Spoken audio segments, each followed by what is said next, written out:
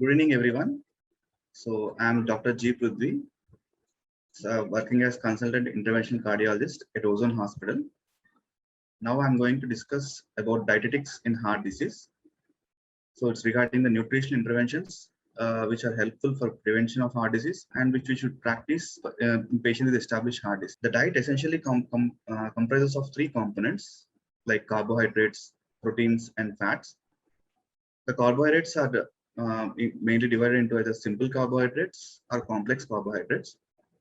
Simple carbohydrates are those which gives us instant energy.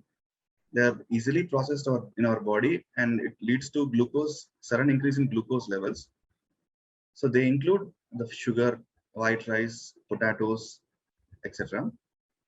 So usually they should be decreased. They should be decreased in our diet, as the increased amount of it usually increases the glucose levels, which increases the risk of diabetes, and also it increases the fat deposition in the body.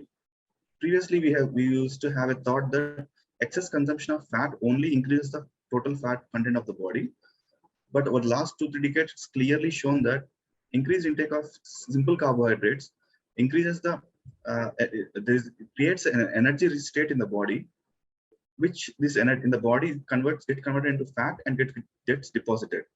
So it also increases the risk of coronary artery disease as well as other cardiovascular risks.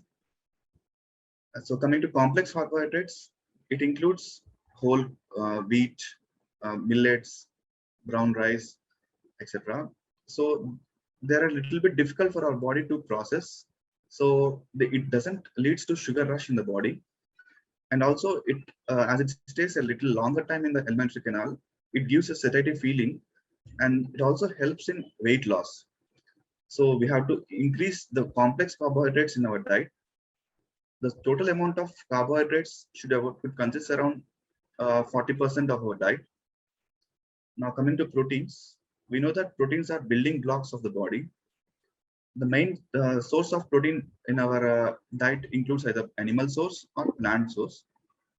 Animal source includes chicken, fish, egg white, meat, and it is a myth that eating increased amount of animal protein increases the cardiovascular risk, except for red meat, which also, in addition to protein, it also contains high amount of fat.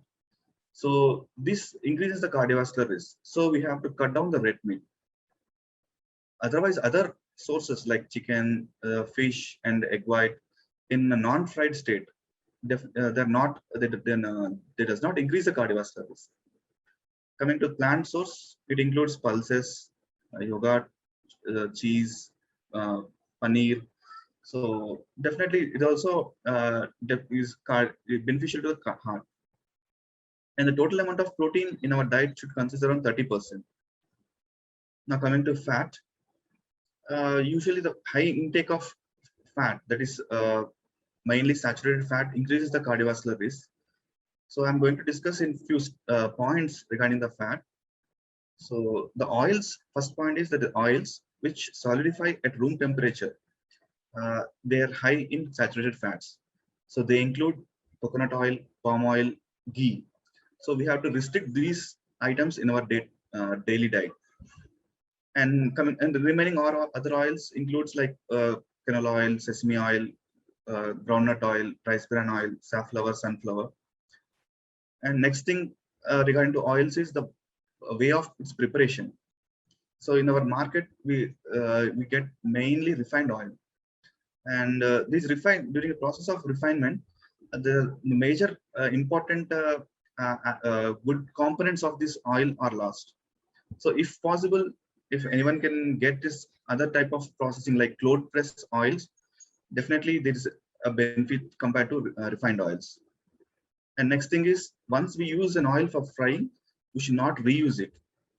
And fourth important point is the total amount of oil which should be consumed.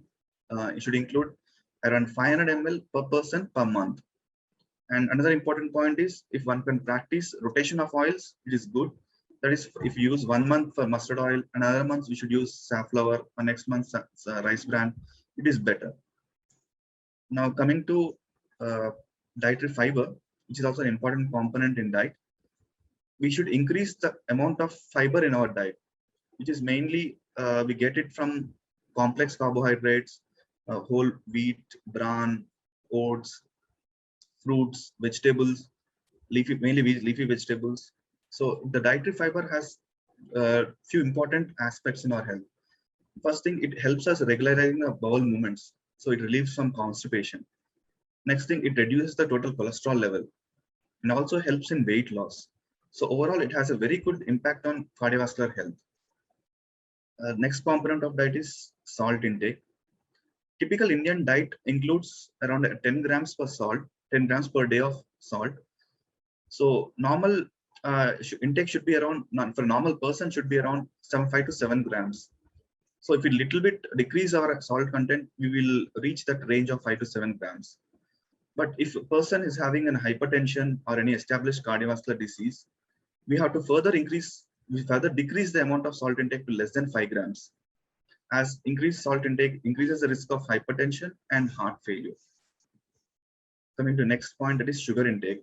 As we already said that sugar comes under simple carbohydrates, intake of sugar definitely you should decrease as it increases the risk of cardiovascular disease. Next, regarding the fluid intake. For a healthy person, we can ask him to take liberal amount of fluid per day. But if a patient is having established heart disease and history of any heart failure, we have to ask him to drink according to this needs. That is, if he feels thirst, then only we have to ask him to drink water. Otherwise, we should avoid drinking excess water in those set of patients. Otherwise, in a healthy patient, there is no restrictions.